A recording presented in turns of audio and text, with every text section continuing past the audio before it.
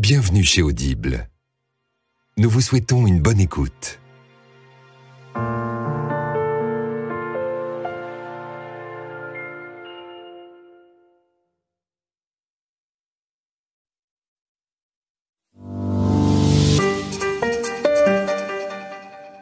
Audiolib présente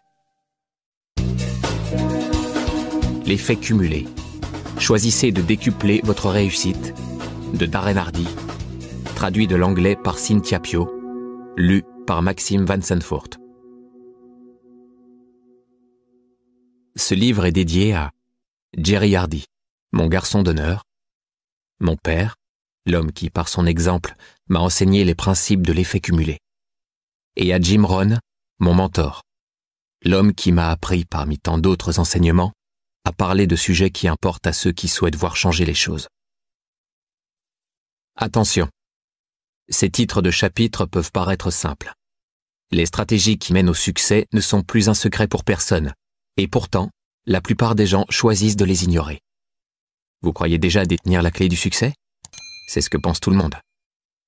Pourtant, les 6 stratégies énoncées dans ce livre, si vous les appliquez dans l'ordre, feront décoller vos revenus, votre vie, votre succès, comme nul autre. En ma qualité d'éditeur du magazine Success, j'ai une très vaste expérience. Rien n'est aussi efficace que l'effet cumulé d'actions simples mises en œuvre correctement sur la durée.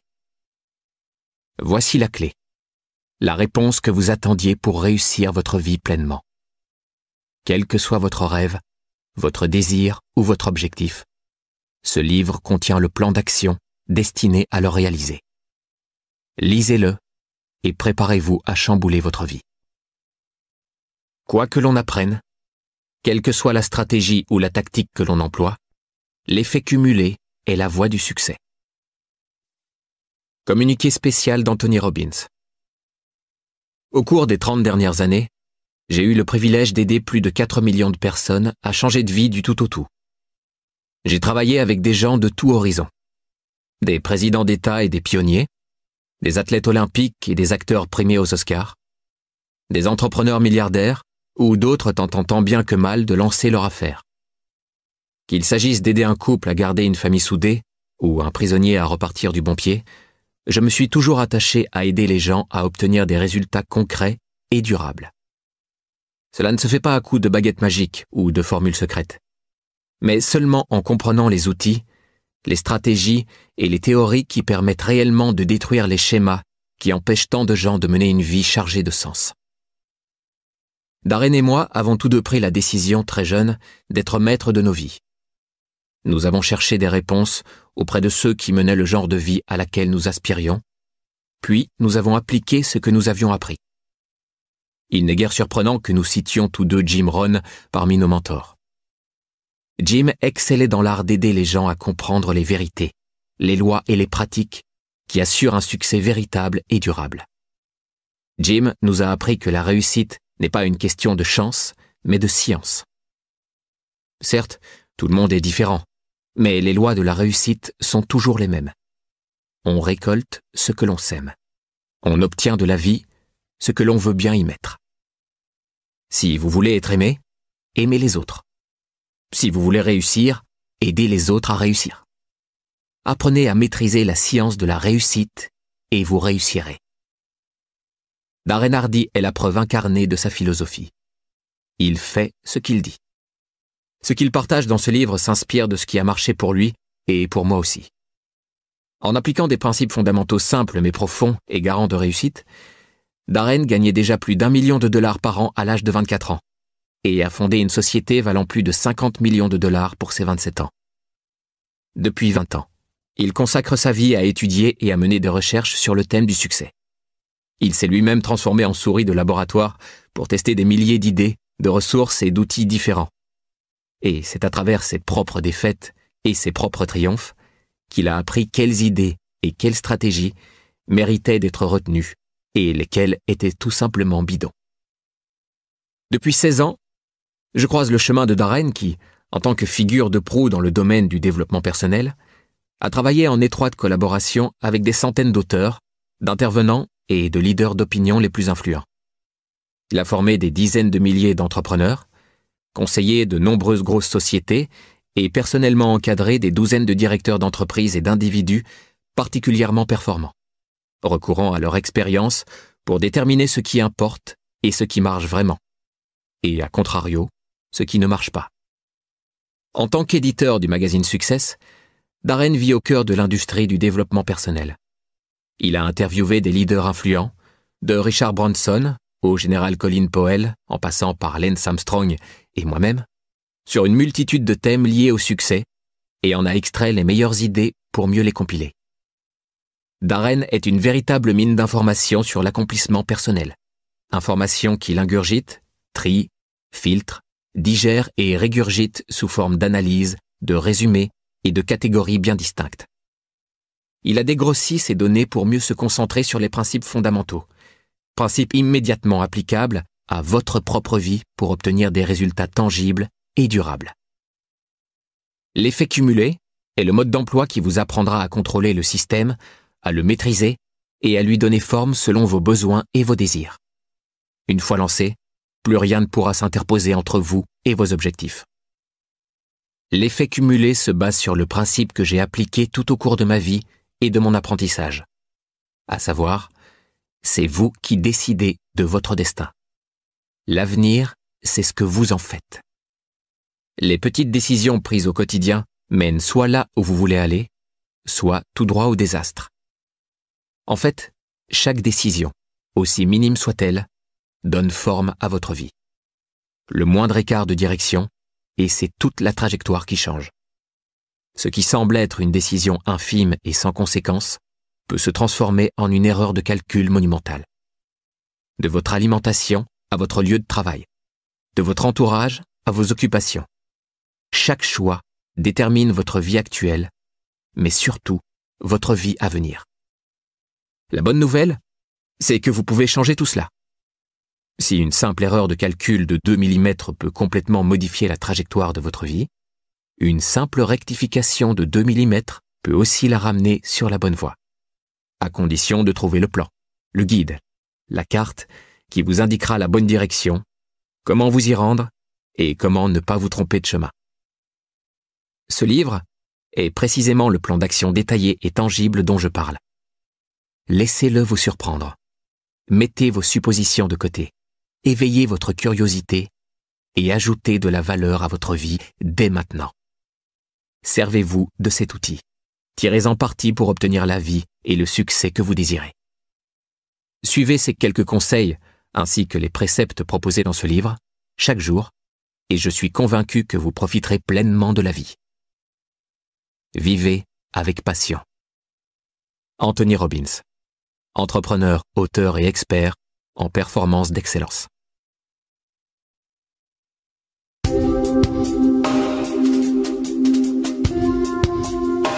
Introduction.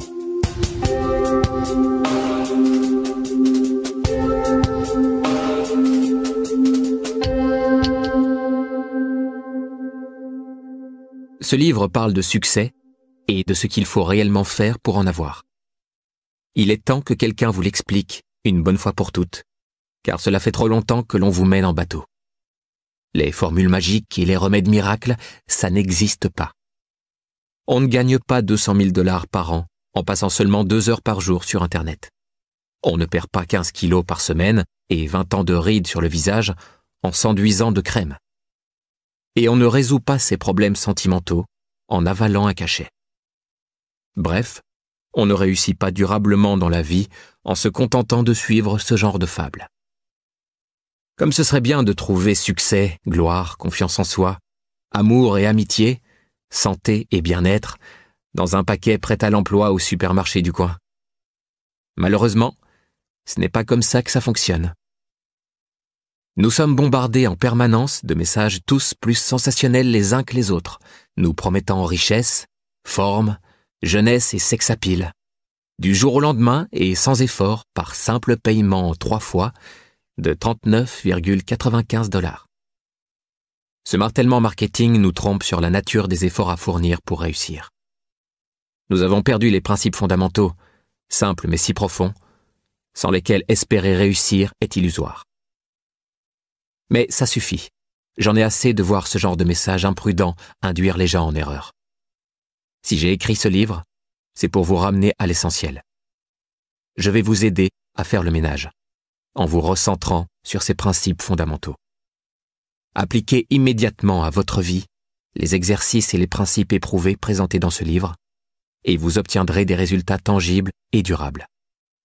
Je vais vous apprendre à optimiser le pouvoir de l'effet cumulé, c'est-à-dire du système qui régit la façon dont vous fonctionnez depuis votre naissance, pour le meilleur ou pour le pire.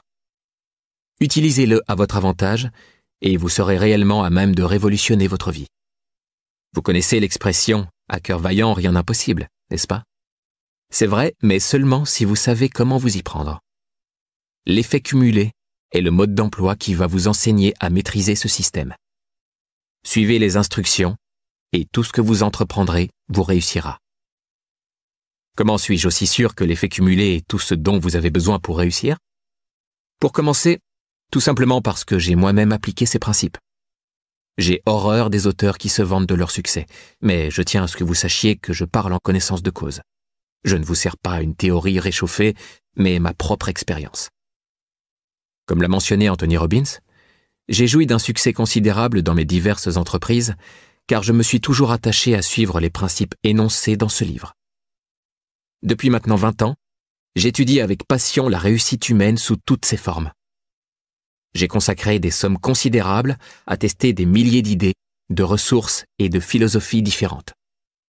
Mon expérience personnelle m'a prouvé que, quoi que l'on apprenne, quelle que soit la stratégie ou la tactique que l'on emploie, l'effet cumulé est la voie du succès. Par ailleurs, cela fait 16 ans que je sévis dans le domaine du développement personnel. J'ai travaillé avec des leaders d'opinion, des intervenants et des auteurs respectés. En ma qualité d'intervenant et de consultant, j'ai formé des dizaines de milliers d'entrepreneurs. J'ai encadré des business leaders, des directeurs d'entreprise et d'innombrables individus particulièrement performants. Parmi ces milliers d'études de cas, j'ai extrait ce qui marche et ce qui ne marche pas. Enfin, en tant qu'éditeur du magazine Success, je feuillette des milliers de propositions d'articles et de livres, participe à la sélection des experts présentés dans le magazine et revois tout leur matériel. Chaque mois, j'interviewe une demi-douzaine d'experts prééminents dont j'isole les meilleures idées sur de nombreux thèmes liés au succès. Chaque jour, à longueur de journée, je consomme, trie, filtre et élague une multitude d'informations portant sur l'accomplissement de soi. Bref, fort d'une vue aussi exhaustive de ce domaine et de la sagesse acquise en étudiant les enseignements et les pratiques d'excellence mises en pratique par certaines des personnes les plus accomplies de la planète, une évidence s'impose. Les principes fondamentaux sont on ne peut plus clairs. J'ai vu, j'ai lu et entendu la plupart des grandes idées sur le sujet, et ce n'est pas la toute dernière recette miracle, ni le tout dernier prophète autoproclamé qui me berneront avec une nouvelle découverte scientifique. Je n'y crois pas. J'ai trop de points de référence, j'ai connu trop de choses et j'ai appris la vérité à la dure. Comme le disait mon mentor, le grand philosophe des affaires Jim Rohn, il n'y a pas de nouveaux principes fondamentaux. La vérité n'a rien de nouveau, elle existe depuis toujours. Méfiez-vous de celui qui vous dira « Venez, je vais vous montrer mes nouvelles antiquités », car une antiquité ne se fabrique pas. Une fois réduit à sa substantifique moelle, ce livre parle de ce qui importe vraiment à savoir.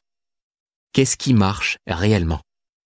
Quelle est la demi-douzaine de principes de base qui, une fois isolés et maîtrisés, constituent le système de fonctionnement qui va vous permettre d'accomplir tous vos objectifs et vous aider à mener la vie que vous auriez toujours dû mener?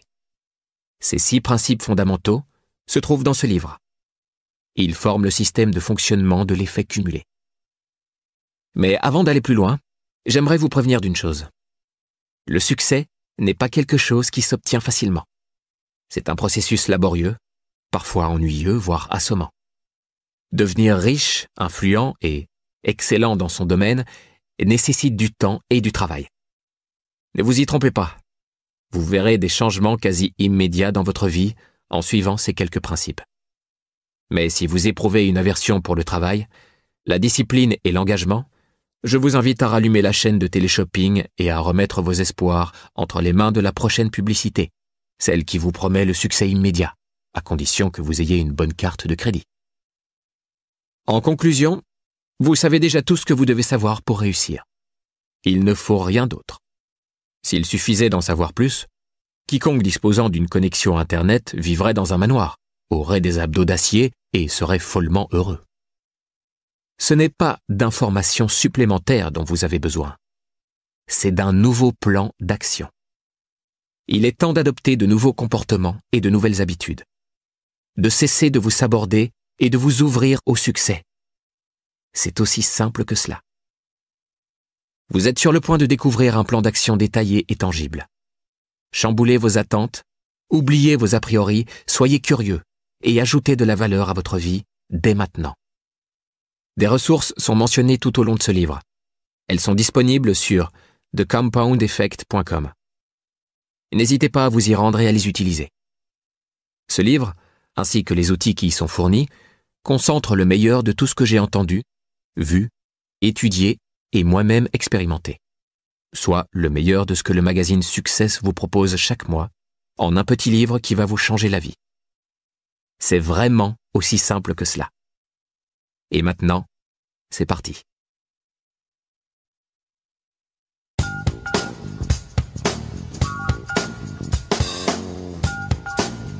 Chapitre 1. L'effet cumulé en action.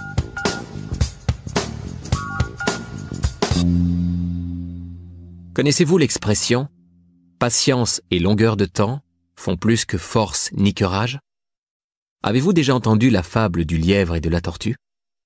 Eh bien, mesdames et messieurs, la tortue, c'est moi. Laissez-moi suffisamment de temps et je serai capable de battre presque n'importe qui, à tout moment, en toutes circonstances. Pourquoi ? Pas parce que je suis le meilleur, le plus malin ou le plus rapide, mais grâce aux habitudes positives que j'ai développées et à la constance avec laquelle je les applique. Je crois plus que quiconque à la constance. Je suis la preuve vivante qu'il s'agit de la clé du succès par excellence, même si, pourtant, c'est l'une des premières embûches qui se présentent aux gens en mal de réussite. La plupart des gens n'arrivent pas à s'y tenir. Moi, oui. Et pour cela, je dois remercier mon père. En substance, il a été le premier à me former aux vertus de l'effet cumulé. Mes parents ont divorcé quand j'avais 18 mois, et c'est mon père qui m'a élevé seul. Je peux vous dire qu'il n'était pas du genre papa poule. Ancien entraîneur de foot à l'université, il m'a modelé pour que je réussisse. J'étais réveillé chaque jour à 6 heures du matin, merci papa, non par une gentille tape sur l'épaule ou même par l'alarme d'un réveil, mais par le son du marteau-piqueur de ses poids de musculation, cognant le sol de béton de notre garage, situé juste à côté de ma chambre. Le bruit ressemblait à celui d'un chantier de construction. Il avait peint un immense panneau « On n'a rien sans rien » sur le mur du garage, qu'il fixait en exécutant, tel un haltérophile, d'interminables séries de soulevés de terre, d'épaulés debout, de fentes avant et de flexions de jambes. Qu'il pleuve, qu'il vente ou qu'il neige, papa ne manquait jamais à l'appel, dans son short et son sweatshirt troué. Il était réglé comme du papier à musique. J'avais moi-même plus de corvées qu'une femme de ménage et qu'un jardinier réuni. À mon retour de l'école, une liste d'instructions m'attendait. Enlever les mauvaises herbes, ratisser les feuilles, balayer le garage, faire la poussière, passer l'aspirateur, faire la vaisselle et j'en passe. Et je n'avais pas intérêt à rapporter de mauvaises notes. C'était comme ça. C'est mon père qui a inventé l'expression « pas d'excuses ». Pas question d'invoquer une quelconque maladie pour ne pas aller à l'école, à moins de vomir, de saigner ou d'avoir un os qui dépasse. Ce terme lui venait de son ancien métier d'entraîneur. Ses joueurs savaient qu'ils n'étaient pas autorisés à sortir d'un match à moins d'être gravement blessés. Un jour, l'un de ses quarterbacks a demandé à être mis sur la touche. Papa a répondu « T'as un os qui dépasse ?» Le joueur a enlevé son maillot et effectivement, on lui voyait l'os de la clavicule. Il a été autorisé à sortir.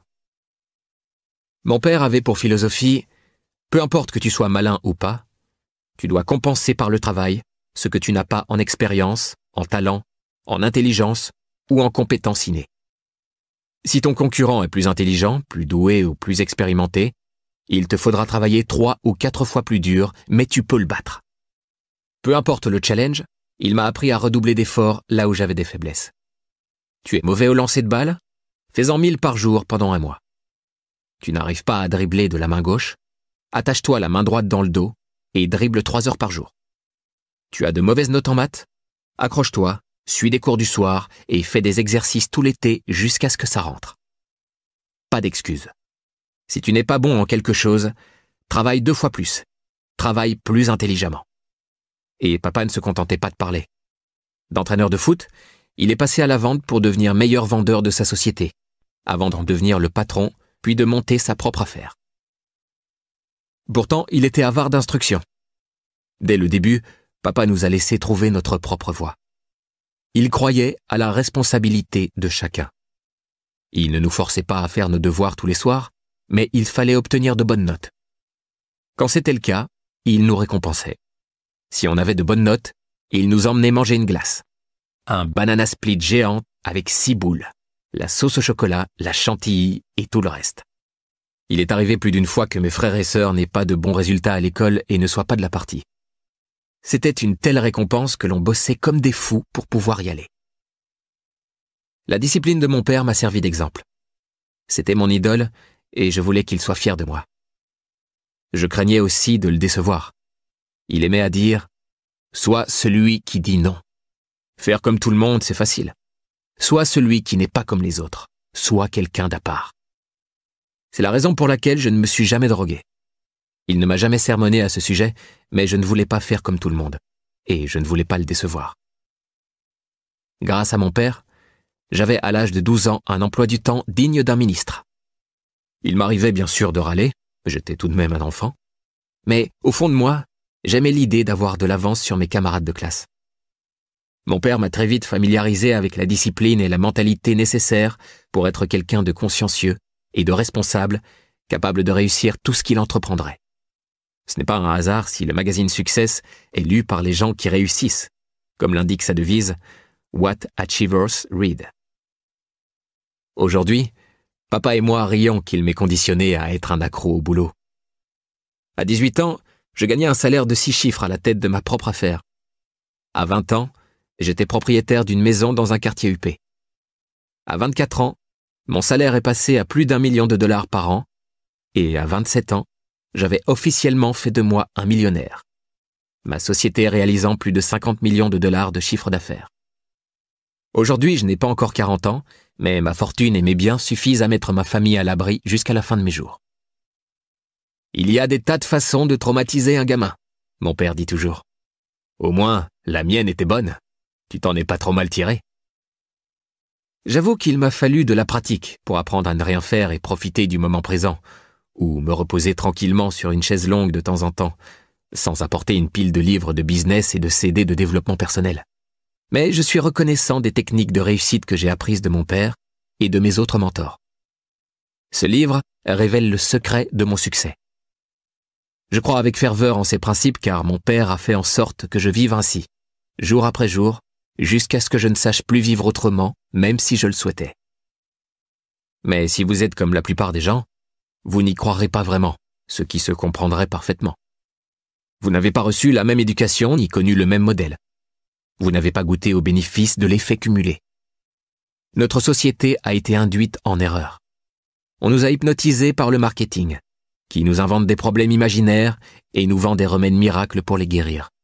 On nous a fait croire au happy end des films et des romans. Nous avons oublié cette bonne vieille valeur qu'est le travail, soutenu et constant. Examinons ces obstacles un à un. Vous n'avez pas goûté aux bénéfices de l'effet cumulé. L'effet cumulé consiste à engranger d'immenses bénéfices à partir d'une série de choix minimes mais intelligents. Ce qui me semble le plus intéressant dans ce processus, c'est que bien que le résultat soit significatif, les mesures à prendre sur le moment ne donnent pas l'impression d'être colossales.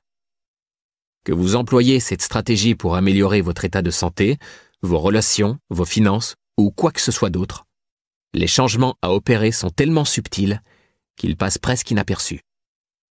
Ces petits changements n'apportent quasiment aucun résultat immédiat, aucune modification instantanée, aucune récompense. À vrai dire, pourquoi s'embêter? La plupart des gens sont désarçonnés par la simplicité de l'effet cumulé. Ils arrêtent par exemple de courir au bout du 8e jour parce qu'ils sont encore en surpoids. Ils arrêtent de pratiquer le piano au bout de 6 mois parce qu'ils ne maîtrisent qu'un malheureux morceau. Ou ils interrompent les versements sur leur plan épargne-retraite au bout de quelques années pour se servir de cet argent, vu que de toute façon, ils n'ont pas réussi à épargner tant que ça. Ils ne s'aperçoivent pas que ces petits changements, apparemment anodins, pratiqués régulièrement sur la durée, font une différence radicale. En voici quelques exemples détaillés. Choix minime mais intelligent, plus constance, plus temps, égale différence radicale. Le penny magique. Si on vous demandait de choisir entre 3 millions en liquide tout de suite et un seul penny dont la valeur doublerait chaque jour pendant 31 jours, que choisiriez-vous? Si vous avez déjà entendu cette histoire, vous saurez qu'il vaut mieux choisir la deuxième option, car c'est celle qui vous fera gagner le plus gros. Pourquoi est-ce si difficile de croire que choisir le penny vous rendra plus riche au final? Parce que les bénéfices mettent bien plus longtemps à apparaître. Faisons le calcul. Supposons que vous choisissez la somme en liquide et qu'une amie à vous choisisse le penny. Au 5e jour, votre amie dispose de 16 cents. Vous, de 3 millions de dollars. Au 10e jour, elle a 5,12 dollars et vous toujours 3 millions. Votre amie doit commencer à regretter sa décision. Vous dépensez vos millions, vous en profitez et vous êtes bien content de votre choix. Au bout de 20 jours complets, il ne reste que 11 jours et votre amie Penny n'a que 5 243 dollars. Que doit-elle penser? Malgré ses sacrifices et son optimisme, elle a épargné à peine plus de 5 000 dollars. Vous, en revanche, vous avez 3 millions de dollars. C'est à ce moment-là que la magie invisible de l'effet cumulé commence à apparaître. La croissance quotidienne du penny, appliquée sur toute la période, a fait passer la valeur cumulée du penny à 10 737 418,24 dollars au 31e jour, soit plus de 3 fois la valeur de vos 3 millions. Cet exemple illustre bien l'importance de la régularité dans le temps. Au 29e jour, vous avez vos 3 millions et Penny environ 2,7. Ce n'est qu'au 30e jour de cette course de 31 jours qu'elle passe en tête avec 5,3 millions. Enfin, ce n'est qu'au tout dernier jour de ce super marathon que votre ami vous bat à plate couture avec 10 737 418,24 dollars contre 3 millions. La magie de la valeur cumulée du penny est impressionnante. Et de façon tout aussi surprenante, cette force est également à l'œuvre dans tous les domaines de votre vie. Voici un autre exemple. 3 amis. Prenons 3 copains qui ont grandi ensemble. Ils habitent dans le même quartier et partagent à peu près les mêmes affinités. Chacun d'entre eux gagne environ 50 000 dollars par an. Ils sont tous les 3 mariés, plutôt en bonne santé, de poids moyen si l'on fait abstraction de la brioche inhérente au mariage. Le premier, appelons-le Laurent, vit tranquillement comme il a toujours vécu. Il est heureux, ou du moins le pense-t-il, mais il se plaint à l'occasion que sa vie est monotone. Le deuxième, Simon, commence à apporter des petits changements à sa vie. Des changements positifs, apparemment sans conséquence. Chaque jour, il se met à lire 10 pages d'un bon livre et à écouter 30 minutes de quelque chose qui l'instruit ou l'inspire en allant au travail. Simon souhaite que sa vie change, mais il ne veut pas tout bouleverser. Il a récemment lu une interview du docteur Mehmet Oz dans le magazine Success et y a choisi une idée à appliquer à sa vie. Il a décidé de consommer 125 calories en moins chaque jour. Ce n'est pas grand-chose. Une tasse de céréales en moins, une bouteille d'eau gazeuse à la place d'une canette de boisson sucrée, de la moutarde à la place de la mayo dans son sandwich. C'est faisable. Il s'est aussi mis à marcher un peu plus. Quelques milliers de pas en plus chaque jour. Moins d'1,5 kilomètre. Rien qui ne nécessite une bravoure ou des efforts démesurés. Tout le monde pourrait en faire autant. Pourtant, Simon est déterminé à suivre ses choix, car il sait que même s'ils sont simples, il pourrait également être tenté de laisser tomber. L'ami numéro 3, Bruno, prend de mauvaises décisions. Il a récemment acheté une nouvelle télé grand écran pour mieux regarder ses émissions préférées. Il essaie les recettes qu'il voit dans une émission de cuisine. Il a un faible pour les plats à base de fromage et les desserts. Il a aussi installé un bar dans la salle à manger et ajouté une boisson alcoolisée par semaine à son alimentation. Rien d'extravagant. Bruno veut juste se lâcher un peu plus. Au bout de 5 mois, on ne voit aucune différence entre Laurent, Simon et Bruno. Simon continue de lire un peu tous les soirs et d'écouter des enregistrements en allant au travail. Bruno profite de la vie et fait moins de choses. Laurent n'a rien changé. Malgré ses comportements différents, 5 mois ne suffisent pas à constater un déclin ou une amélioration de leur situation. En fait, si l'on pesait les 3 hommes, on obtiendrait une erreur d'arrondi de 0. Ils auraient l'air exactement identiques. Au bout de 10 mois, toujours pas de différence remarquable dans leur vie. Ce n'est qu'à la fin du 18e mois que de légères différences sont mesurables dans l'aspect de ces 3 amis. Mais au bout du 25e mois, des différences mesurables et visibles apparaissent. Au 27e mois, une différence marquante. Et enfin, au 31e mois, le changement est renversant. Bruno est maintenant gros, Simon est en forme. En consommant seulement 125 calories en moins par jour sur 31 mois, Simon a perdu 15 kilos. 31 mois égale 940 jours. 940 jours multipliés par 125 calories par jour égale 117 500 calories. 117 500 calories divisé par 3 500 calories divisé par 450 grammes égale 15 kg. Durant la même période, Bruno n'a consommé que 125 calories en plus par jour et pris 15 kilos. Il pèse à présent 30 kilos de plus que Simon. Mais les différences ne se limitent pas à leur poids. Simon a consacré près de 1000 heures à lire de bons livres et à écouter du matériel de développement personnel. En mettant ce nouveau savoir en pratique, il a eu une promotion et une augmentation de salaire. Surtout, son mariage est au beau fixe. Bruno, lui, est malheureux au travail et son mariage bat de l'aile. Quant à Laurent, il en est toujours au même point qu'il y a 2 ans et demi, sauf qu'il est un peu plus amer sur la chose. Le pouvoir phénoménal de l'effet cumulé est aussi simple que cela. La différence entre ceux qui emploient cet effet à bon escient comparé à ceux qui s'en servent de façon négative est presque inconcevable. Cela paraît aussi miraculeux qu'un tour de magie. Au bout de 31 mois, ou 31 ans, la personne qui a utilisé la nature positive de l'effet cumulé semble avoir réussi du jour au lendemain. Pourtant, il ou elle doit son profond succès à des choix minimes mais intelligents, appliqués avec régularité dans la durée. L'effet ricochet. Les résultats constatés dans l'exemple précédent ont l'air incroyables, je sais. Mais cela va plus loin encore. En réalité, le moindre petit changement peut avoir un impact significatif, lui-même responsable d'effets inattendus et imprévus. Observons par exemple l'une des mauvaises habitudes de Bruno, la consommation fréquente d'aliments riches en calories, afin de mieux comprendre en quoi l'effet cumulé peut également avoir des répercussions négatives sur tout le reste. Bruno fait des muffins à partir d'une recette qu'il a vue dans une émission de cuisine. Il en est fier.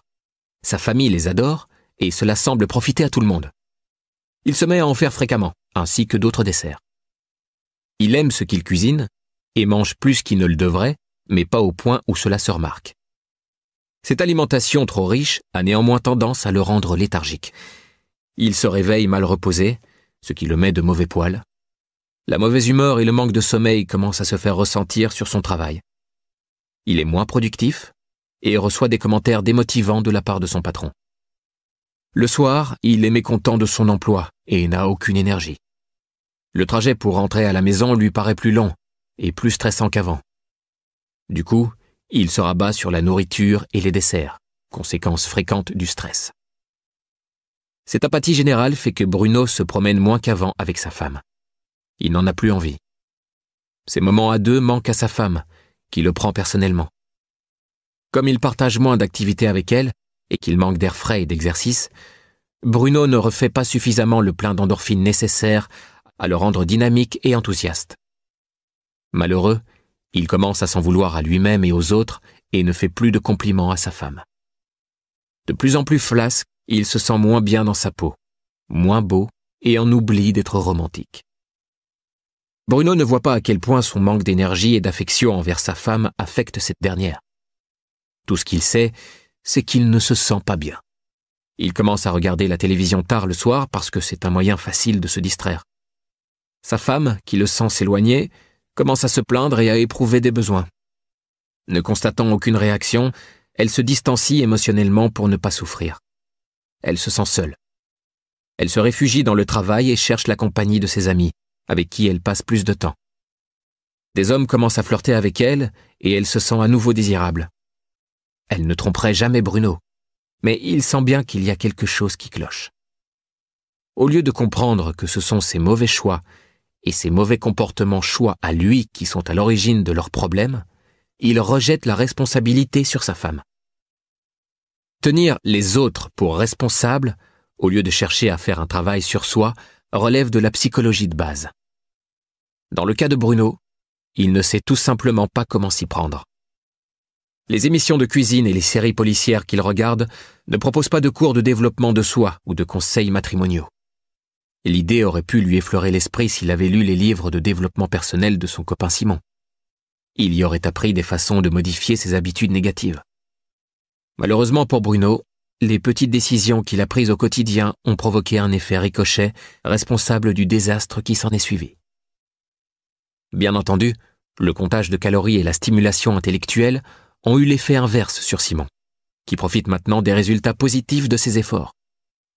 Dans This Light Age, Jeff Olson, un autre disciple de Jim Rohn, décrit ce processus comme étant la répétition quotidienne de disciplines simples par opposition aux simples erreurs de jugement. C'est aussi simple que cela.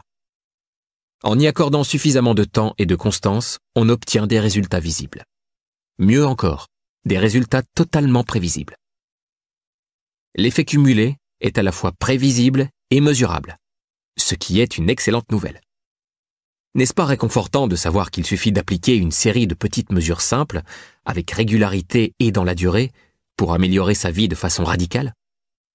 Cela ne paraît-il pas plus facile que d'accomplir un grand acte de bravoure et d'héroïsme qui vous laisse ensuite totalement épuisé et vous oblige à trouver cette même énergie pour une tentative ultérieure, qui sera sans doute vaine ? Cette simple pensée suffit à m'exténuer. C'est pourtant ce que font les gens. La société nous a conditionnés à croire à l'efficacité d'un grand effort spectaculaire. Le succès à l'ancienne. La partie la plus délicate de l'effet cumulé est qu'il faut d'abord fournir un effort avec régularité et suffisamment longtemps avant d'en percevoir les bénéfices.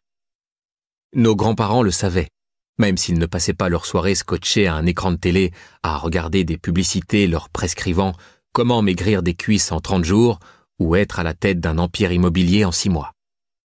Je suis sûr que vos grands-parents travaillaient 6 jours par semaine, du lever au coucher du soleil, reproduisant toute leur vie les savoirs acquis pendant leur jeunesse.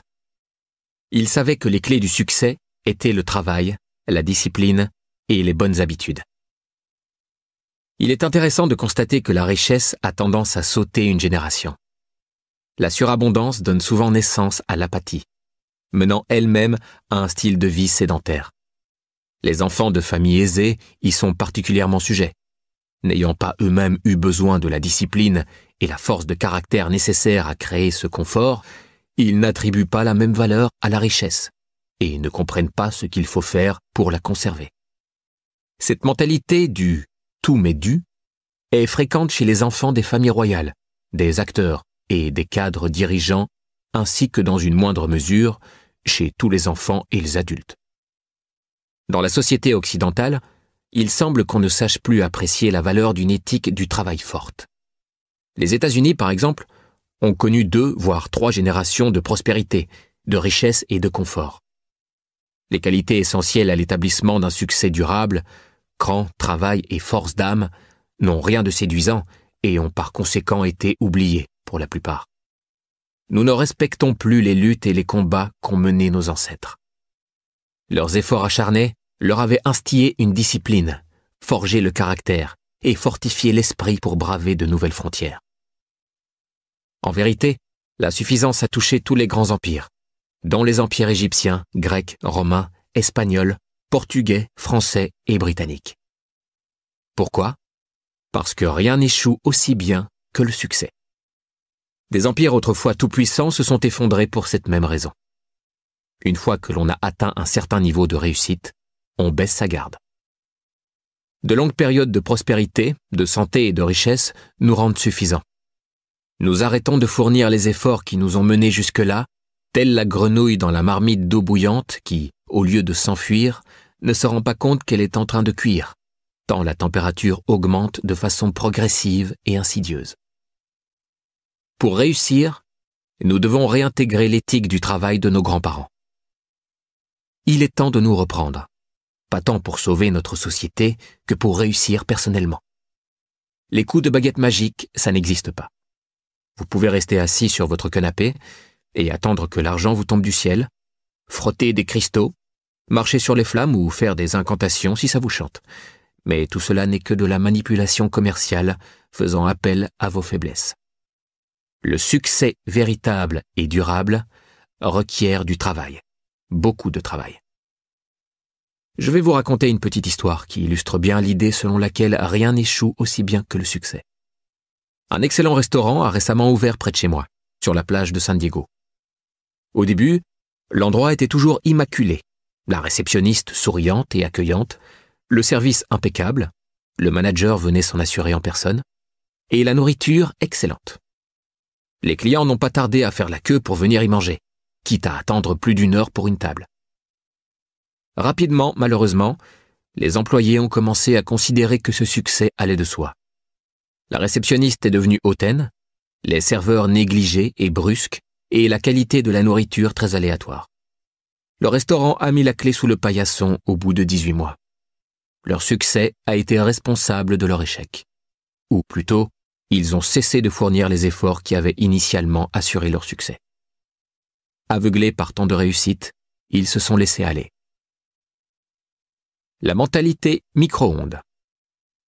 Comprenez le principe de l'effet cumulé et vous comprendrez que le succès n'arrive pas aussi vite qu'un plat réchauffé, qu'une paire de lunettes prête en 1 heure, que des photos développées en 30 minutes, qu'un colis express, que des œufs cuits au micro-ondes, que l'eau chaude au robinet ou qu'un texto sur votre téléphone. On est bien d'accord? Promettez-vous une fois pour toutes de ne plus croire au coup du gros lot, sachant que, en toute honnêteté, on ne vous parle que du seul et unique gagnant, mais jamais des millions de perdants. La personne que vous voyez bondir de joie devant une machine à sous de Las Vegas ou sur un champ de course ne vous parle pas des centaines de fois où elle a perdu. Pour revenir à la probabilité d'un résultat positif, là encore, on obtient une erreur d'arrondi de 0. 0 chance de gagner.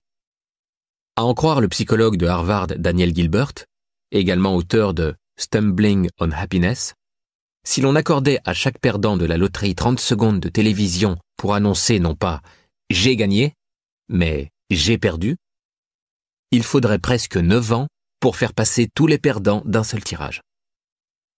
Lorsque vous comprendrez le principe de fonctionnement de l'effet cumulé, vous ne chercherez plus de remède miracle ou de baguette magique. N'allez pas croire qu'un athlète ultra performant en est arrivé là sans se soumettre à des exercices douloureux et à des milliers d'heures d'entraînement. Il s'est levé tôt pour s'entraîner et a continué longtemps après que les autres aient arrêté. Il a subi des échecs cuisants, la solitude et l'effort pour devenir numéro 1. Lorsque vous parviendrez à la fin de ce livre, ou même avant, je voudrais que vous soyez entièrement convaincu que la seule façon de réussir est de vous soumettre à une série d'exercices quotidiens quelconques et parfois difficiles, n'ayant rien de séduisant ni rien d'excitant, cumulés dans la durée. Vous pouvez obtenir les résultats, la vie et le style de vie dont vous rêvez en laissant l'effet cumulé travailler pour vous. Appliquez les principes énoncés dans ce livre et vous aussi, vous aurez droit à votre propre conte de fées. Vous voyez où je veux en venir? Bien. Alors rejoignez-moi dans le prochain chapitre, où nous allons nous pencher sur l'élément qui contrôle votre vie. Chaque victoire, chaque défaite, chaque triomphe, chaque échec résulte de cet élément. Tout ce que votre vie actuelle comporte ou ne comporte pas en est la cause. Apprenez à modifier cet élément et vous saurez changer de vie. Je vous attends. Laissez l'effet cumulé se mettre à l'œuvre. Résumé des mesures à prendre. Écrivez le genre d'excuses que vous avez tendance à invoquer. Exemple, Vous n'êtes pas assez intelligent, pas assez expérimenté, vous n'avez pas été élevé dans ce sens, ni reçu l'éducation adéquate, etc. Décidez de compenser ces éléments en redoublant d'efforts et en vous développant personnellement afin de dépasser qui que ce soit, y compris vous-même. Suivez l'exemple de Simon. Notez la demi-douzaine de changements minimes et apparemment sans conséquences que vous pourriez faire chaque jour pour donner à votre vie une tournure plus positive. Ne suivez pas l'exemple de Bruno. Notez les petites actions apparemment sans conséquences que vous pourriez arrêter et qui risquent de vous tirer vers le bas. Établissez une liste des domaines, des talents et des résultats dans lesquels vous avez connu le plus de succès par le passé. Demandez-vous si, en les considérant peut-être comme évidents et en cessant de les améliorer, vous ne risquez pas d'échouer.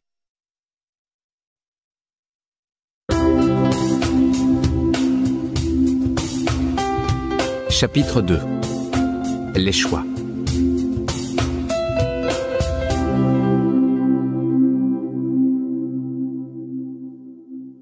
Nous sommes tous égaux en arrivant au monde, nus, terrifiés et ignorants.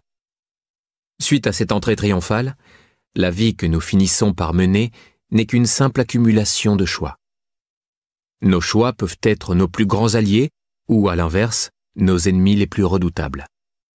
Ils peuvent soit nous rapprocher des objectifs que nous nous sommes fixés, soit nous propulser vers une dimension lointaine, très lointaine. Réfléchissez-y un instant. Chaque aspect de votre vie doit son existence à un choix que vous avez fait. Chaque résultat trouve sa racine dans l'un de ces choix. Chaque choix suscite un comportement qui, au fil du temps, se transforme en habitude. Faites un choix mal avisé et vous pourriez bien vous retrouver au point de départ, contraint de prendre de nouvelles décisions plus difficiles encore. Inversement, ne choisissez rien et acceptez alors de subir passivement la suite des événements. Bref, faites vos choix et vos choix feront qui vous êtes. Chaque décision, la plus banale soit-elle, modifie la tournure de votre vie.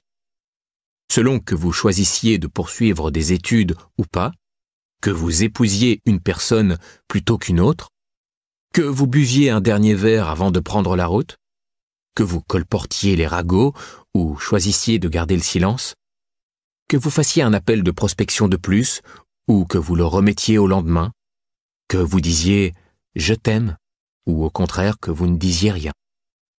Chaque choix a un impact sur l'effet cumulé de votre vie. Ce chapitre va vous expliquer comment prendre conscience de vos choix et décider en conséquence afin de donner une nouvelle dimension à votre vie. Cela paraît compliqué, mais au contraire, c'est étonnamment simple. Fini le temps où 99% de vos choix se faisaient de manière inconsciente. Fini le temps où la plupart de vos activités et rituels quotidiens étaient le fruit d'une réaction conditionnée. Vous vous demanderez, et serez en mesure de savoir, combien de mes comportements n'ai-je pas réellement choisi ? Quelles sont les choses que je n'ai pas consciemment choisi de faire et que je continue pourtant de faire chaque jour ?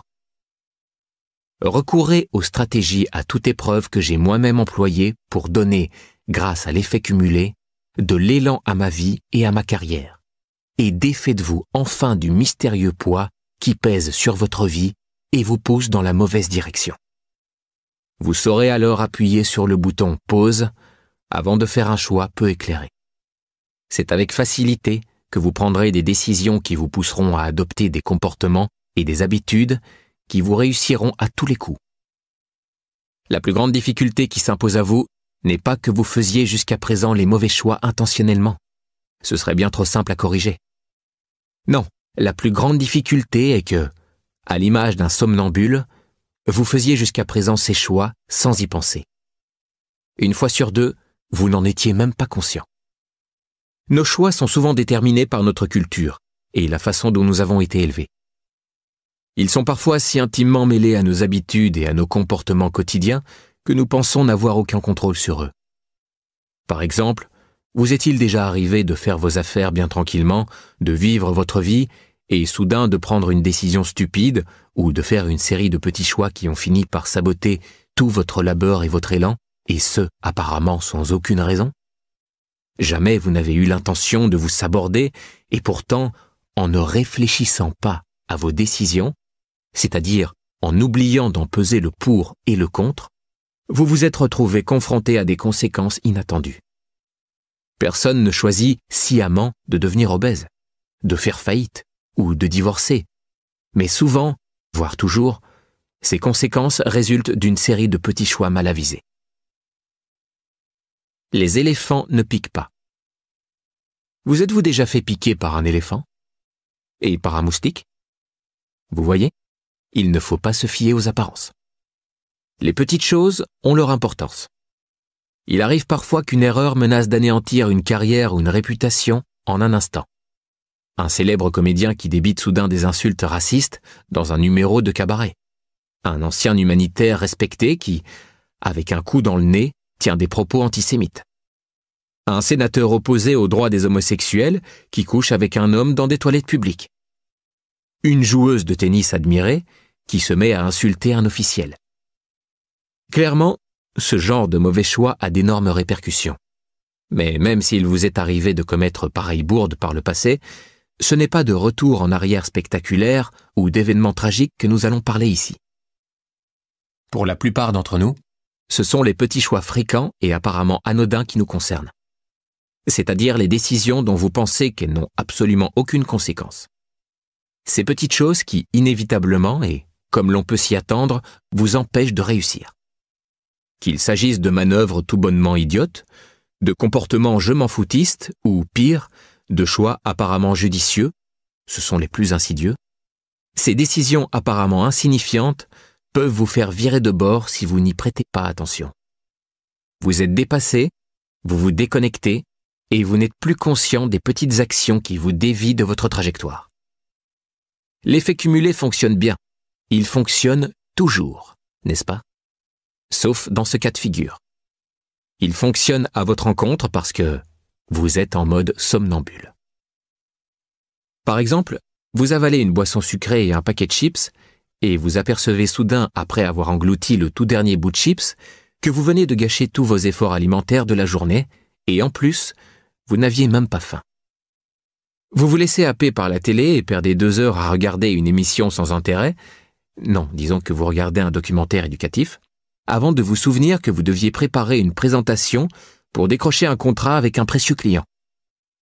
Vous sortez un mensonge éhonté à un être cher sans raison apparente, alors que vous auriez tout aussi bien pu lui dire la vérité. Que se passe-t-il?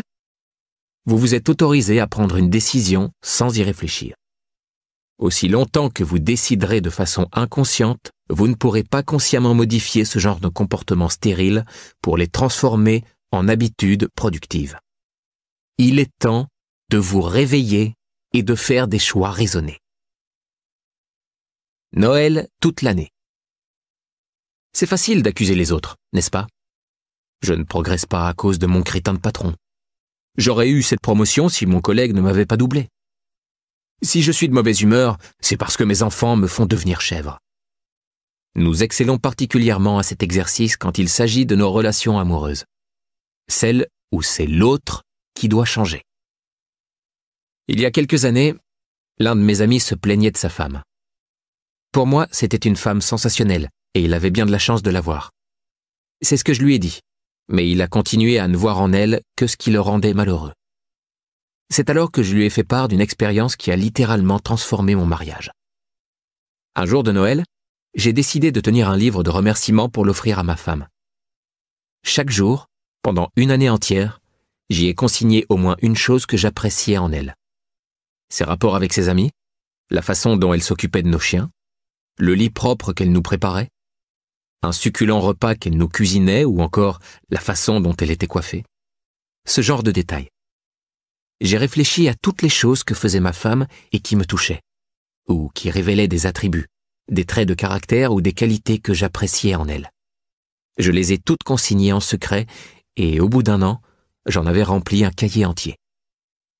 Quand je le lui ai offert au Noël suivant, elle a pleuré et déclaré que c'était le plus beau cadeau qu'on lui avait jamais fait.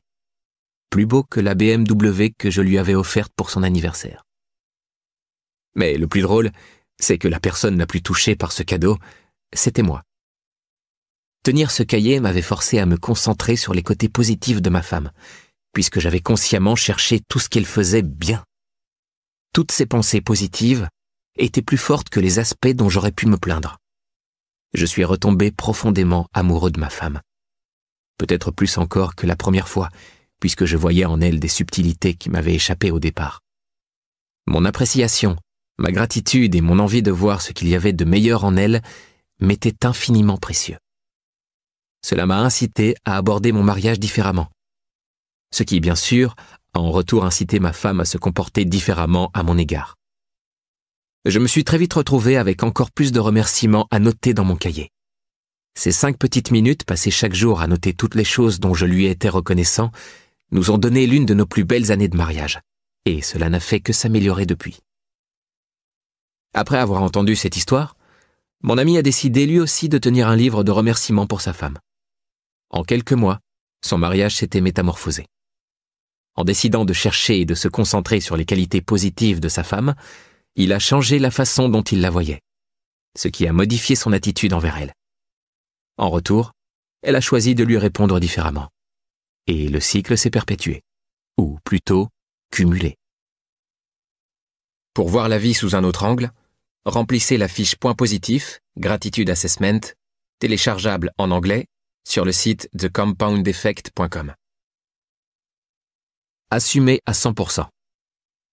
Nous sommes tous des self-made men et des self-made women. Mais seuls ceux et celles qui réussissent s'en félicitent. Je n'avais que 18 ans lorsque j'ai découvert l'idée de la responsabilité personnelle au cours d'un séminaire. Ce concept a radicalement transformé ma vie. Si vous deviez négliger tout le reste de ce livre et ne pratiquer que ce seul concept, votre vie changerait tellement d'ici 2 ou 3 ans que vos amis et votre famille auraient du mal à vous reconnaître. Au cours de ce séminaire, l'intervenant a posé la question suivante. Pour qu'une relation fonctionne entre 2 personnes, quelle est la part de responsabilité de chacun ? J'étais un adolescent. Et bien sûr, je croyais savoir tout de l'amour. J'avais réponse à tout. 50-50 ? Me suis-je écrié.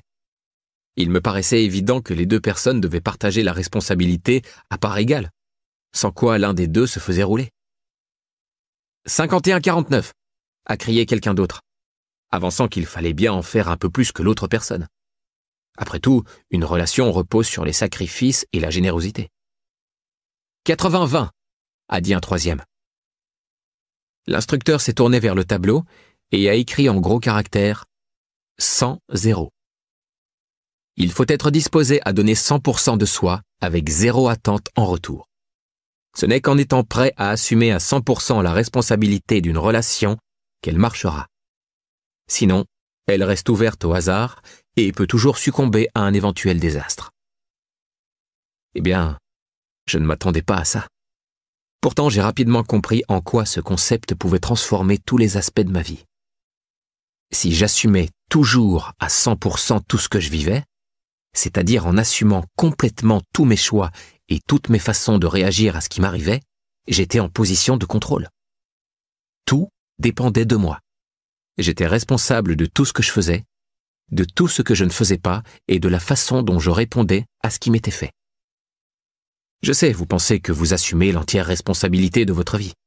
Je n'ai jamais rencontré personne qui ne me réponde pas « Évidemment que je suis responsable de ma vie ». Mais il suffit d'observer la façon dont la plupart des gens se comportent pour voir qu'ils accusent, blâment, se posent en victime et s'attendent à ce que quelqu'un d'autre, le gouvernement, résolve leurs problèmes. Ou d'être de mauvais poil à cause de votre enfant, de votre conjoint ou de votre collègue, alors vous n'assumez pas votre responsabilité personnelle à 100%. Vous êtes arrivé en retard parce que l'imprimante était prise ? Peut-être n'auriez-vous pas dû attendre la dernière minute ? Votre collègue a fait des erreurs sur la présentation ? N'auriez-vous pas dû vérifier vous-même avant ? Vous ne vous entendez pas avec votre enfant en plein âge ingrat ?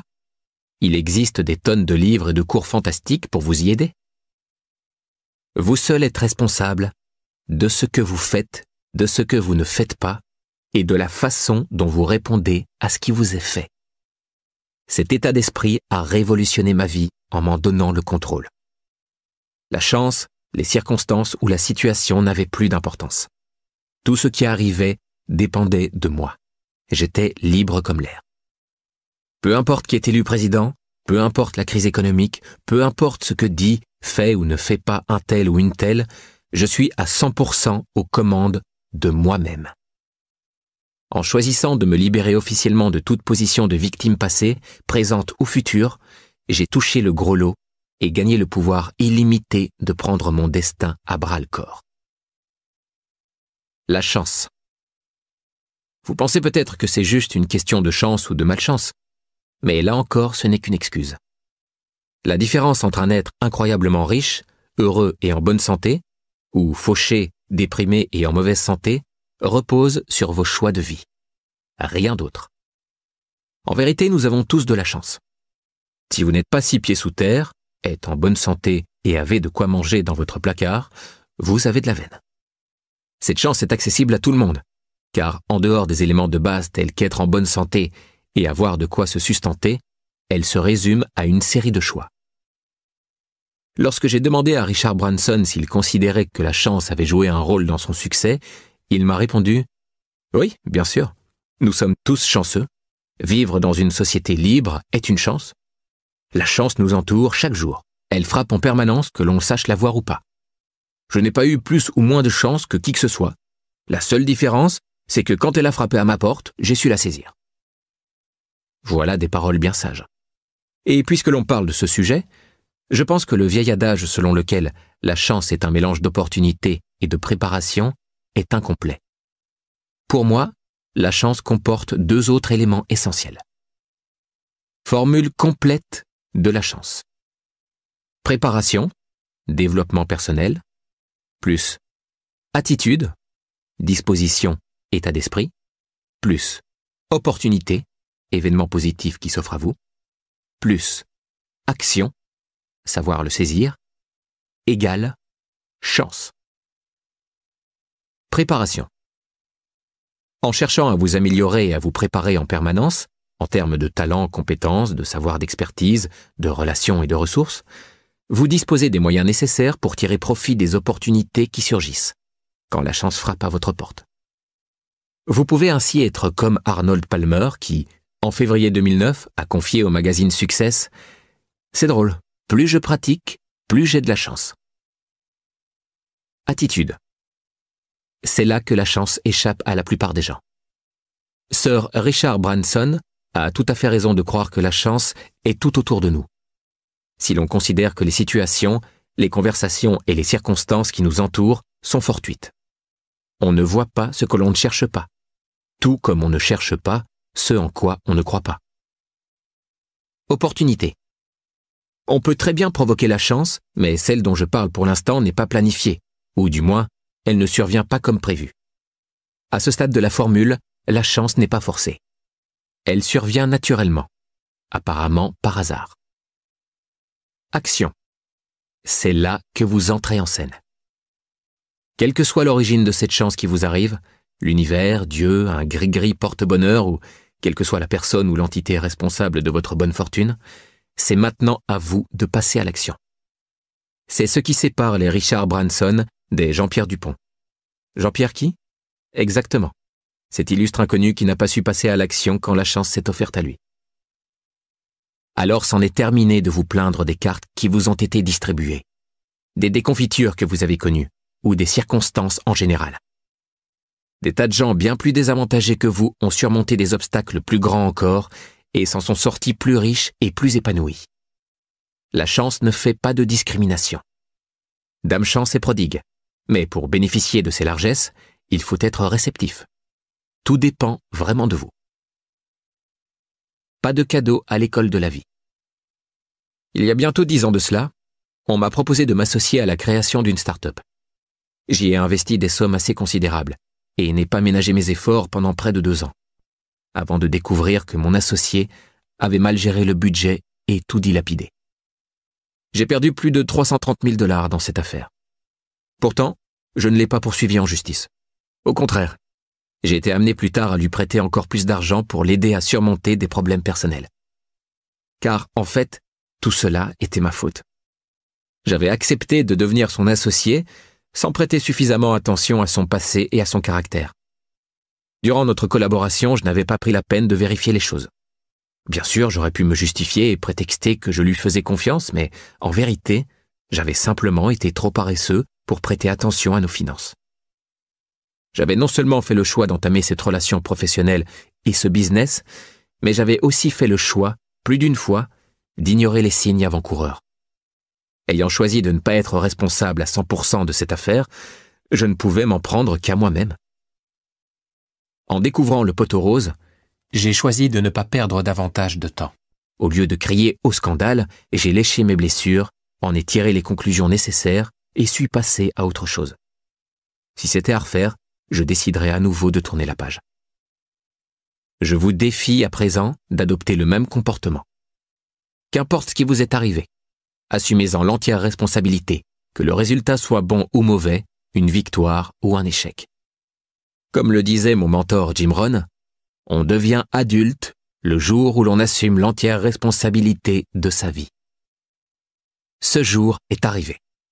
À partir d'aujourd'hui, choisissez d'être responsable à 100% de votre vie. Fini les excuses. Appréciez le simple fait d'être libéré par vos choix tant que vous en assumez l'entière responsabilité. Il est temps de reprendre le contrôle. Votre arme secrète, un carnet et un crayon. Je suis sur le point de vous révéler l'une des stratégies les plus efficaces que j'utilise dans le cadre de mon développement personnel. Cette stratégie me permet de contrôler les choix que je fais tout au cours de la journée et par conséquent, tout le reste, en m'aidant à mener à la baguette mes comportements et mes actions. Dès à présent, choisissez un domaine de votre vie dans lequel vous aimeriez le plus réussir. Vous voudriez plus d'argent sur votre compte en banque? Retrouver la ligne? Avoir un corps de bodybuilder? Entretenir de meilleurs rapports avec votre conjoint ou vos enfants? Déterminez où vous en êtes actuellement dans ce domaine. Et maintenant, déterminez votre objectif. Être plus riche, plus mince, plus musclé, plus heureux, etc.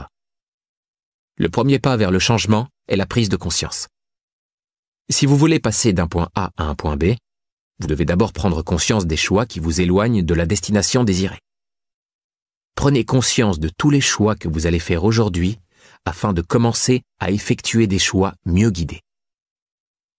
Pour vous y aider, je veux que vous preniez note de chaque action ayant trait au domaine de votre vie que vous souhaitez améliorer. Par exemple, si vous avez décidé d'effacer vos dettes, vous allez prendre note de tout ce que vous dépensez. Si vous avez décidé de perdre du poids, vous allez prendre note de tout ce que vous mettez dans votre bouche. Si vous avez décidé de vous entraîner pour un événement sportif, vous allez prendre note de tous vos entraînements. Il vous suffit de vous munir en permanence d'un petit carnet et de quoi écrire, dans votre poche ou dans votre sac à tout moment. Vous y noterez tout, tous les jours, sans exception. Pas d'excuses. Comme si vous étiez surveillé en permanence. Comme si mon père et moi allions débarquer et vous forcer à faire une centaine de pompes si vous oubliez. Je sais, ça n'a pas l'air bien sorcier d'écrire sur un petit bout de papier. Pourtant, c'est notamment en faisant le suivi de mes progrès et de mes faux pas que j'ai aussi bien réussi. C'est un processus qui vous force à être conscient de vos décisions.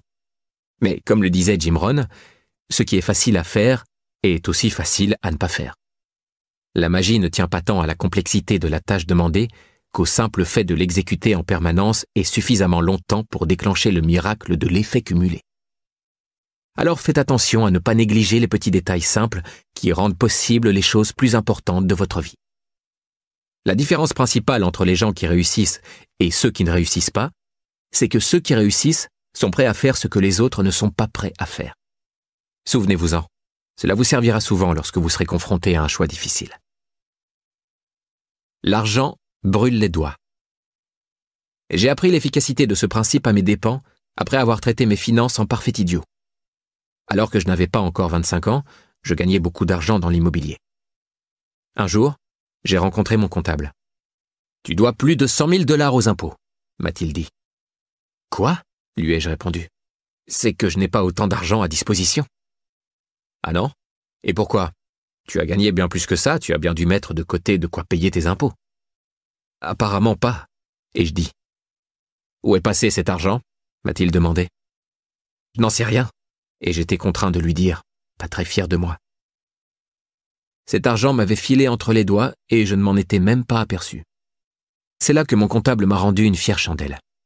« Écoute, petit, » m'a-t-il dit en me regardant droit dans les yeux, « il faut que tu te reprennes. J'ai déjà vu ça des centaines de fois. Tu dépenses tout ton argent comme un imbécile et tu ne sais même pas où il est passé. C'est ridicule. Arrête ça tout de suite. Tu es dans de sales draps. Tu vas maintenant devoir gagner encore plus d'argent imposable juste pour rembourser tes arriérés. Continue comme ça et tu vas tout droit à ta perte. » J'ai immédiatement compris le message. Mon comptable m'a ensuite donné le conseil suivant. Avoir sur moi un petit carnet et y noter tout l'argent que je dépensais pendant 30 jours. Que ce soit 1 000 $ pour un nouveau costume ou 50 cents pour refaire la pression des pneus de ma voiture, tout devait être consigné dans ce petit carnet. Je peux vous dire que cela m'a tout de suite donné conscience des choix irréfléchis qui m'avaient poussé à gaspiller autant d'argent. L'obligation de noter toutes mes dépenses me faisait résister à l'envie d'acheter des choses inutiles, simplement parce que j'avais trop la flemme de sortir ce fichu carnet. Tenir le compte de mes dépenses pendant 30 jours complets a créé chez moi une prise de conscience accompagnée d'une toute nouvelle série de choix et de disciplines liées à mes dépenses. Les effets de cette prise de conscience et de ces nouveaux comportements positifs ayant tendance à s'additionner, j'ai commencé à prêter plus attention à l'argent en général, à en épargner pour la retraite, à éliminer des postes de dépenses inutiles et à profiter encore plus de l'argent que je m'allouais pour le plaisir, mais seulement après y avoir réfléchi pendant longtemps. Cet exercice de suivi a changé mon rapport à l'argent et a si bien fonctionné qu'en fait, j'y ai souvent recouru pour changer d'autres comportements. C'est ma façon privilégiée de transformer tous les domaines qui ne me conviennent pas. Au fil des années, j'ai fait le suivi de ce que je mange, de ce que je bois, du nombre d'heures de sport que je pratique, du temps que je passe à peaufiner une compétence, du nombre d'appels de vente que je passe, et même de l'amélioration de mes rapports avec ma famille, mes amis et ma femme. À chaque fois, les résultats ont été aussi remarquables que ma prise de conscience liée à l'argent. En achetant ce livre audio, vous me payez pour que je vous donne mes opinions, mes conseils. C'est pourquoi je vais faire mon casse-pied et insister pour que vous procédiez au suivi de vos comportements pendant au moins une semaine entière. Ce livre audio n'est pas destiné à vous changer les idées, mais à vous aider à obtenir des résultats. Et pour cela, vous devez passer à l'action. Vous avez peut-être déjà entendu parler du principe du suivi. Peut-être avez-vous même déjà procédé à votre propre version de cet exercice. Mais je parie que vous avez arrêté, pas vrai? Comment je le sais? Parce que votre vie ne marche pas aussi bien que vous l'aimeriez. Vous avez perdu le cap. Procédez au suivi de vos comportements pour retrouver ce cap. Savez-vous comment les casinos de Las Vegas réussissent à gagner autant d'argent? En suivant ce qui se passe à chaque table de jeu, pour chaque gagnant, à chaque heure. Pourquoi les entraîneurs olympiques sont-ils payés si cher? Parce qu'ils procèdent au suivi de chaque minute d'entraînement effectuée, de chaque calorie et de chaque micronutriment ingurgité par leurs athlètes. Tous les gagnants procèdent ainsi. J'insiste donc pour que vous procédiez au suivi de votre vie dans ce même esprit, pour concrétiser vos objectifs. L'exercice est simple et fonctionne parce qu'il vous fait prendre conscience à chaque instant de vos actions dans le domaine de votre vie que vous souhaitez améliorer. Vos comportements vous surprendront. On ne peut pas gérer ou améliorer quelque chose sans le mesurer au préalable. De la même façon, vous ne pouvez pas vous réaliser pleinement, vos talents, vos ressources et vos capacités, sans être conscient de vos actions et sans pouvoir en rendre compte. Tous les sportifs de haut niveau et leurs entraîneurs suivent leurs performances au millième près. Les lanceurs de baseball connaissent les statistiques de chacun de leurs lancers. Les golfeurs ont encore plus de variations à leur swing. Les athlètes professionnels ajustent leurs performances en fonction de leurs résultats précédents. Ils les suivent avec attention et s'améliorent en fonction, car ils savent que l'amélioration de leurs statistiques rime avec la victoire et la signature de contrats plus lucratifs. Je tiens donc à ce que vous sachiez exactement où vous en êtes à tout moment. Je vous demande d'établir le suivi de vos actions comme si vous étiez une valeur marchande. C'est là le système à toute épreuve dont je vous parlais tout à l'heure. Que vous vous croyez conscient de vos habitudes ou pas, et croyez-moi, vous ne l'êtes pas, je vous demande d'en prendre note. Cela révolutionnera votre vie et par extension, votre style de vie. Doucement, mais sûrement. Mais pas de panique. Nous allons y aller tranquillement. Commencez par procéder au suivi d'une habitude pendant une semaine. Choisissez l'habitude qui exerce le plus de contrôle sur vous. C'est par elle que vous commencerez. Lorsque vous jouirez des compétences de l'effet cumulé, vous serez naturellement enclin à vouloir appliquer cette pratique aux autres domaines de votre vie. Vous choisirez de choisir cette pratique. Supposons que la catégorie de votre choix soit l'alimentation, car vous désirez perdre du poids. Vous devrez donc prendre note de tout ce que vous mangez, du steak, pommes de terre, salade du dîner, à toutes les petites choses que vous grignotez pendant la journée. La poignée de biscuits à la pause café, la deuxième tranche de fromage sur votre sandwich, la barre chocolatée au goûter, l'échantillon gratuit au supermarché, les quelques gouttes de vin supplémentaires que l'on vous verse. N'oubliez pas les boissons. Elles comptent aussi et sont faciles à négliger ou à oublier si vous n'en prenez pas note. Encore une fois, cela semble facile à faire, et ça l'est. Mais seulement si vous le faites. C'est pourquoi je vous demande de vous engager à choisir tout de suite une catégorie et une date de début, sur le modèle suivant. Je vais procéder au suivi de, à partir du, donner la date, jour, mois, année. Comment se déroulera ce suivi? De manière scrupuleuse et organisée, sans relâche, en permanence. Vous débuterez chaque jour en écrivant la date en haut d'une nouvelle page et commencerez à prendre des notes. Que se passera-t-il au bout d'une semaine de cet exercice?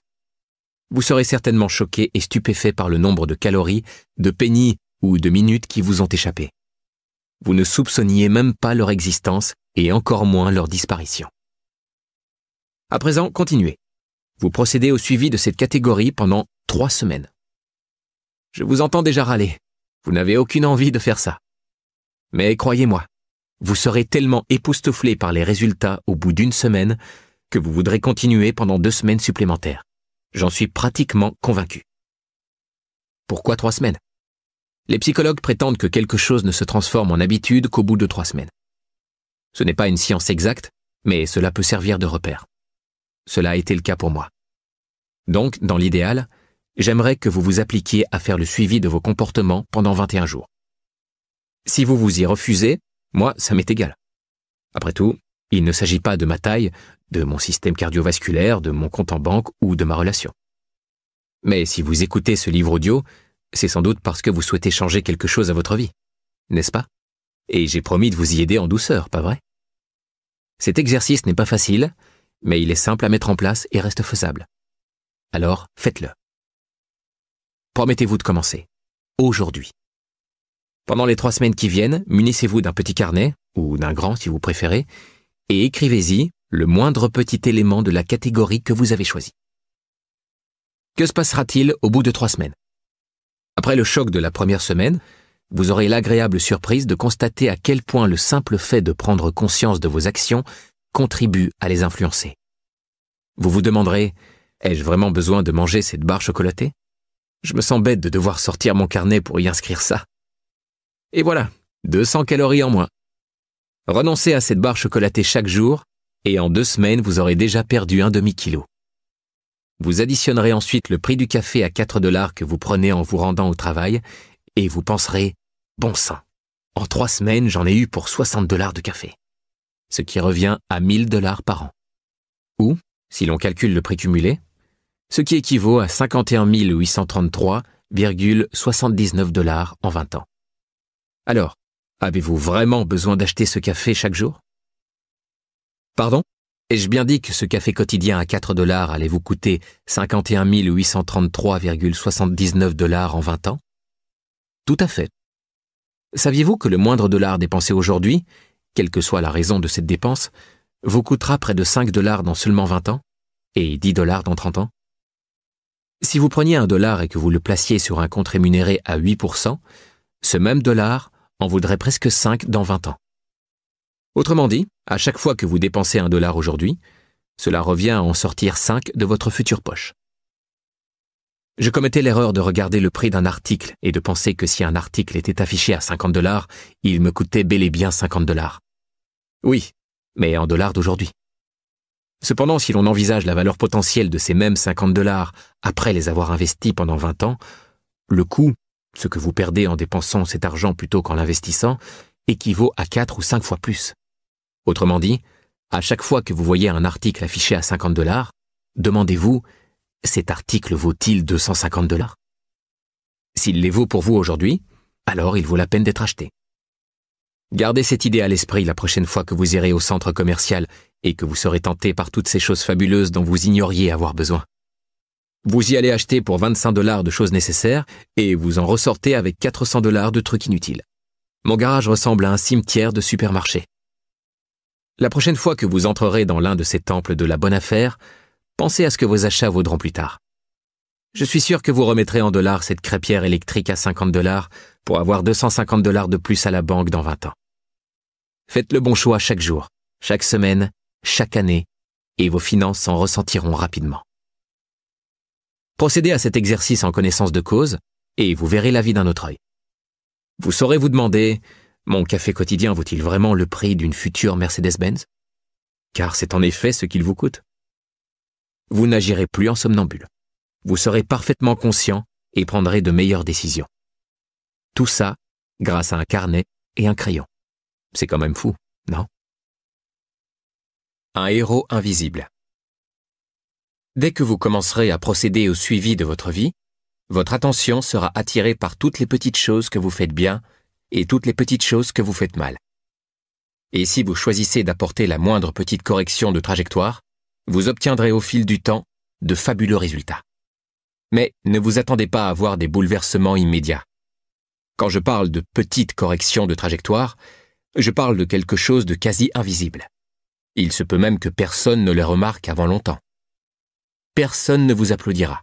Personne ne vous enverra de cartes de félicitations ou de trophées. Pourtant, à terme, leur effet cumulé aboutira à un résultat exceptionnel. Ce sont ces toutes petites disciplines qui s'avèrent payantes sur la durée.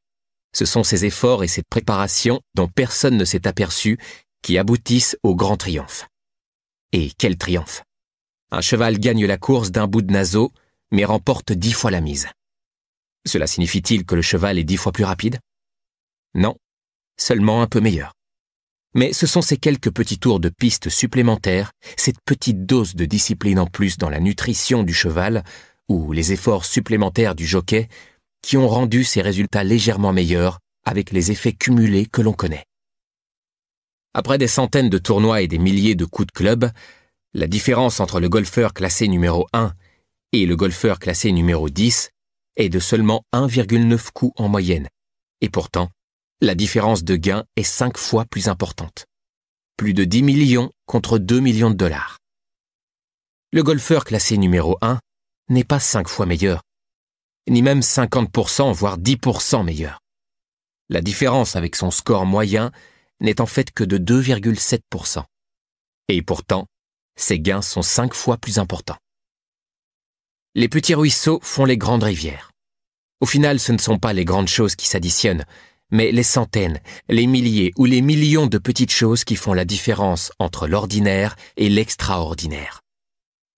Avoir un coup d'avance requiert d'innombrables petits détails totalement invisibles lorsque vous enfilez votre veste de golfeur. Je vais vous donner d'autres façons de suivre tous ces petits changements qui peuvent rapporter gros.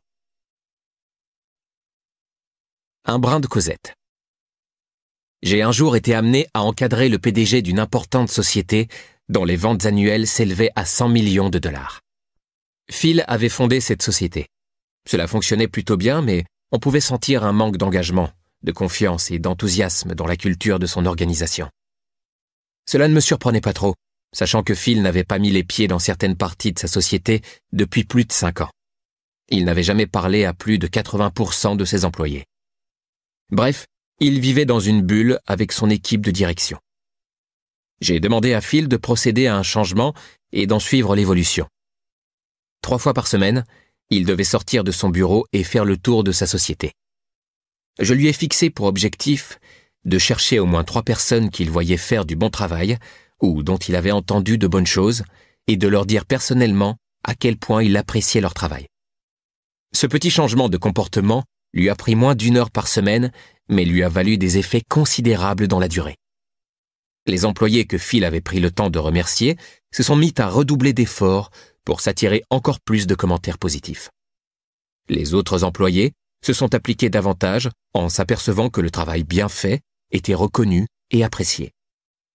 Cette nouvelle attitude a eu un effet ricochet sur l'interaction avec la clientèle, plus encline à traiter avec la société et à recommander ses services, ce qui a contribué à rendre les employés plus fiers d'y travailler.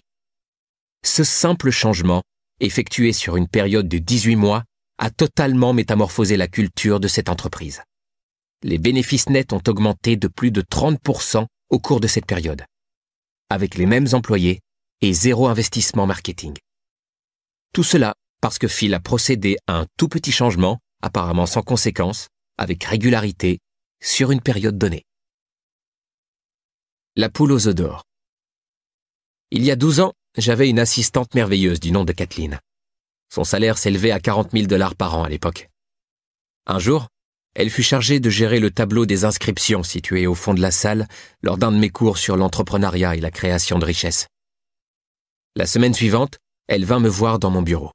« Je vous ai entendu dire qu'il fallait épargner 10% de tout ce que l'on gagne, » me dit-elle. « Bonne idée, mais pour moi, c'est impossible. Ce n'est absolument pas réaliste. » Puis, elle se mit à me faire la liste de tous ses frais et obligations financières. Une fois la liste terminée, il était évident qu'il ne lui restait plus rien à la fin du mois. « Il me faut une augmentation », finit-elle par conclure. « Je vais faire mieux que ça », lui dis-je. « Je vais vous apprendre à devenir riche. » Elle ne s'attendait pas à une telle réponse, mais elle accepta. Je montrai à Kathleen comment procéder au suivi de ses dépenses grâce au fameux carnet. Je lui conseillai d'ouvrir un compte épargne séparé et d'y déposer seulement 33 $, soit 1% de son salaire mensuel. Puis je lui montrai comment vivre avec 33 $ de moins le mois suivant, en apportant son déjeuner au travail 1 jour par semaine, au lieu de descendre au café, commander un sandwich, des chips et une boisson. Le mois suivant, je lui demandai d'épargner seulement 2%, 67 $, de son salaire. Ce qu'elle fit en changeant de service de télévision câblée, 33 $. Le mois suivant, nous sommes passés à 3%. Nous avons annulé son abonnement à People Magazine. Il était temps qu'il étudie sa propre vie. Et au lieu d'aller à Starbucks 2 fois par semaine, j'ai conseillé à Kathleen d'acheter les grains de café et autres accompagnements Starbucks et de faire son propre café au bureau. Depuis, elle en a d'ailleurs pris l'habitude et moi aussi. Au bout d'1 an, Kathleen épargnait 10% de son salaire sans pour autant avoir dû complètement changer de style de vie. Elle en fut la première surprise. Par ailleurs, ce simple changement eut un effet ricochet sur bien d'autres domaines de sa vie. Après avoir calculé combien d'argent elle consacrait à des divertissements intellectuellement peu enrichissants, elle préféra investir cette somme dans du matériel de développement personnel. Les centaines d'heures passées à enrichir son esprit développèrent sa créativité. Et elle me soumit plusieurs façons de faire gagner et économiser encore plus d'argent à notre organisation. Elle me présenta notamment un plan qu'elle mettrait au point durant son temps libre si je lui promettais 10% des sommes épargnées et 15% des sommes générées grâce à ces stratégies. Au bout de la 2e année, Kathleen gagnait plus de 100 000 $ par an, toujours avec un salaire de base de 40 000 $. Elle a fini par monter sa propre affaire qui a fructifié. Je l'ai croisée dans un aéroport il y a 2 ans. Elle gagne maintenant plus de 250 000 $ par an et a réussi à épargner et à générer un capital de plus d'1 million. Bref, elle est millionnaire. Tout ça parce qu'elle a pris la simple décision de commencer à épargner 33 $ par mois. Le temps, c'est de l'argent. Plus tôt vous instaurez ces petits changements, plus l'effet cumulé œuvrera en votre faveur. Supposons que votre ami ait écouté le conseil de Dave Ramsey et ait versé 250 $ par mois sur un plan d'épargne retraite quand elle a obtenu son premier emploi après l'université à l'âge de 23 ans. Supposons que vous, en revanche, n'ayez commencé à épargner qu'à partir de 40 ans. Ou que vous ayez commencé plus tôt, mais que vous ayez vidé votre compte en constatant qu'il ne vous rapportait pas grand-chose. À 40 ans, votre ami qui n'a pas investi le moindre dollar supplémentaire suite à son premier versement peut espérer disposer de plus d'1 million de dollars à l'âge de 67 ans, somme cumulée mensuellement avec un taux d'intérêt à 8%. En revanche, si vous continuez à investir 250 $ par mois jusqu'à vos 67 ans, âge normal de la retraite pour les gens nés après 1960 aux États-Unis, sachant que vous aurez épargné pendant 27 ans alors que votre ami n'aura épargné que pendant 17 ans, vous aurez au moment de partir à la retraite moins de 300 000 $ et aurez investi 27 000 $ de plus que votre ami. Vous aurez épargné plus d'argent et plus longtemps, mais vous vous retrouvez avec moins d'un tiers que ce que vous auriez pu gagner. Voilà ce qui arrive quand on remet les choses au lendemain et qu'on néglige les comportements, les habitudes et les disciplines nécessaires. Alors, n'attendez pas un jour de plus pour adopter les petites disciplines qui vous permettront d'atteindre vos objectifs. Vous pensez que vous commencez trop tard? Que vous êtes bien trop à la traîne et que vous n'y arriverez jamais? Non, faites taire cette vieille rengaine. Il n'est jamais trop tard pour profiter des bénéfices de l'effet cumulé. Par exemple, vous avez toujours voulu jouer du piano, mais vous pensez que c'est trop tard parce que vous allez avoir 40 ans. En commençant maintenant, vous serez un virtuose à l'âge de la retraite, car vous jouerez déjà depuis 25 ans. Le secret, c'est de commencer maintenant. Toute grande action, toute aventure commence par des petits pas.